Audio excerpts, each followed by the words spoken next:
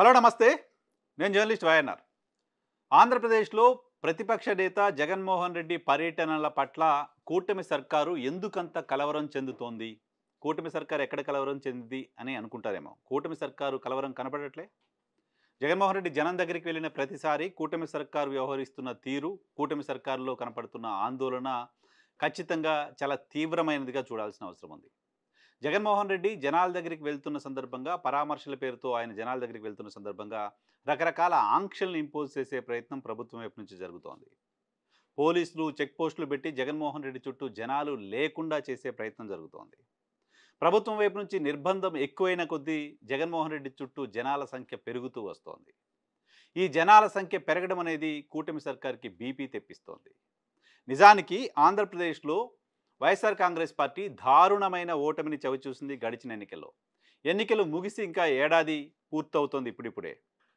So ఏడాది పూర్తవుతోంది. 11 సీట్లకు మాత్రమే వైసీపీ పరిమితమైంది. 164 స్థానాల్లో కూటమి సర్కారు విజయం సాధించింది. సొంతంగా తెలుగుదేశం పార్టీ 134 స్థానాల్లో విజయం సాధించింది. సో ఈ పరిస్థితుల్లో కూటమి సర్కారు జగన్మోహన్ రెడ్డి గురించి ఆలోచన కూడా చేయాల్సిన అవసరం లేదు. నిజానికి కూటమి సర్కారు జగన్మోహన్ రెడ్డి గురించి ఆలోచన చేయాల్సిన అవసరం లేదు. ఆ మాటకొస్తే భారతీయ జనతా పార్టీ, జనసేన గురించి కూడా ఆలోచన చేయాల్సిన అవసరం లేదు తెలుగుదేశం పార్టీ.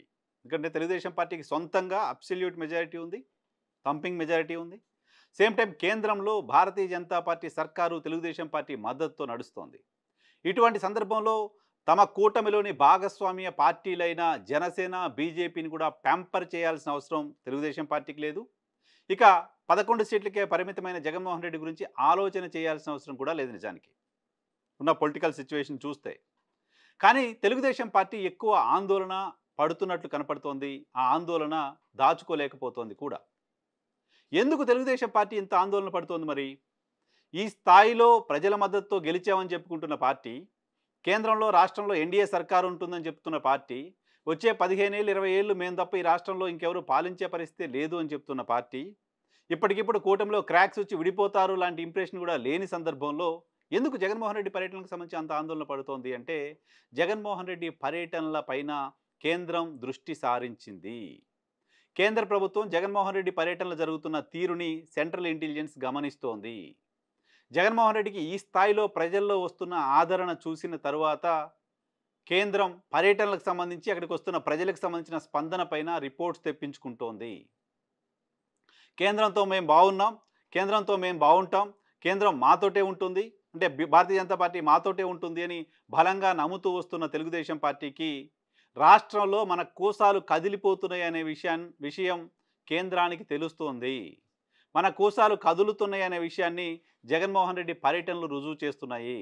జగన్మోహన్ రెడ్డి పర్యటనలు, ఆయన పర్యటనలకు వస్తున్న జనాల్ని చూసిన తర్వాత భారతీయ జనతా పార్టీకి కూడా రాష్ట్రంలో మనం చాలా వీక్ అయిపోతున్నామనే విషయం అర్థమవుతోంది.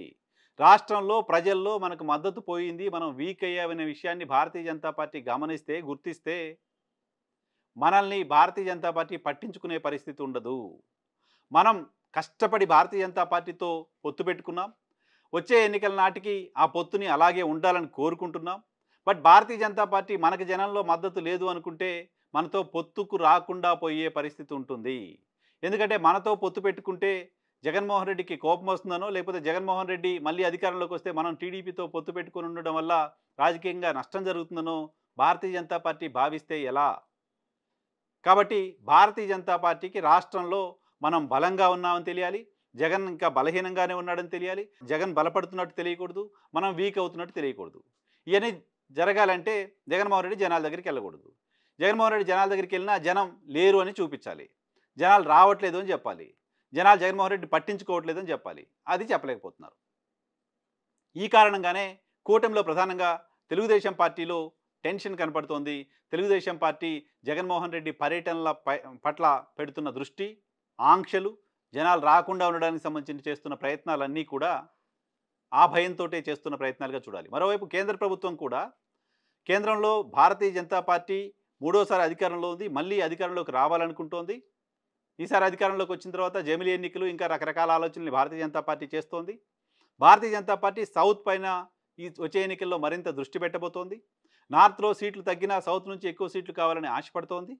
ఈ నేపథ్యంలో 25 పార్లమెంటు స్థానాలున్న ఆంధ్రప్రదేశ్ రాష్ట్రం పైన ప్రత్యేకంగా దృష్టి పెడుతూ ఉంటారు. గడిచిన ఎన్నికల్లో కూడా వైఎస్ఆర్ కాంగ్రెస్ పార్టీతో ఎంత cordial relation Bharatiya Janata party 5 ఏళ్ల పాటు మెయింటైన్ చేసినప్పటికీ వైసీపీ ఓడిపోతుందనే అంచనాతోటో, లేకపోతే తెలుగుదేశం పార్టీని ఇంకొక దగ్గరికి ఎందుకు పోనీయాలి, వైసీపీ ఎలాగో మనతోటే ఉంటుంది కదా అనే ధైర్యంతోటో భారతీయ జనతా పార్టీ తెలుగుదేశం పార్టీతో కలిసి పొత్తుకెళ్ళింది.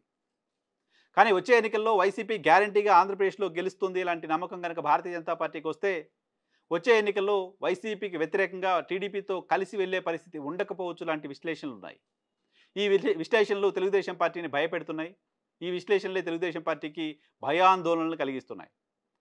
కేంద్రం దృష్టి పెట్టి కేంద్రం రాష్ట్రంలో జరుగుతున్న పరిస్థితి పైన నిశితంగా పరిశీలన చేస్తూ ఉండడం అనేది తెలుగుదేశం పార్టీకి టెన్షన్ తెప్పిస్తోంది.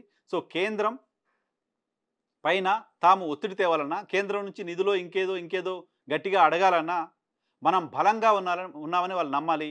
కానీ ప్రస్తుత పరిస్థితుల్లో మనం బలహీనులుగా మారుతున్నాము లాంటి ఇంప్రెషన్ కేంద్రానికి జగన్మోహన్ రెడ్డి పర్యటన ద్వారా వెళ్తోంది అనే బాధ తెలుగుదేశం పార్టీలో కనపడుతోంది. మరోవైపు కేంద్రం కూడా చాలా సీరియస్గా ఆంధ్రప్రదేశ్లో జరుగుతున్న పరిణామాలని గమనిస్తోంది.